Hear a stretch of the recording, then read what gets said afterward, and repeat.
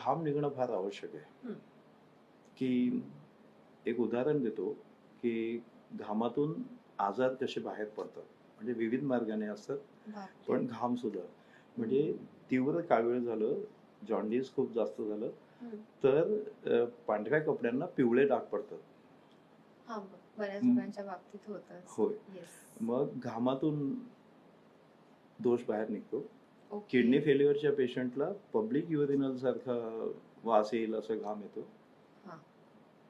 आणि डायबिटीज तीव्र झाल्यावर गोड घाम यायला सुरुवात होते. तर ओके. घाम निघणं फार आवश्यक आहे.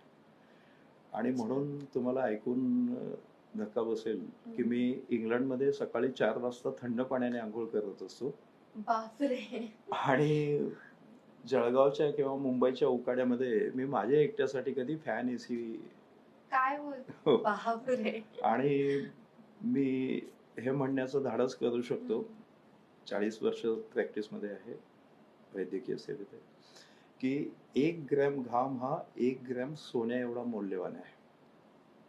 म्हणून ओके. घाम निघायलाच पाहिजे.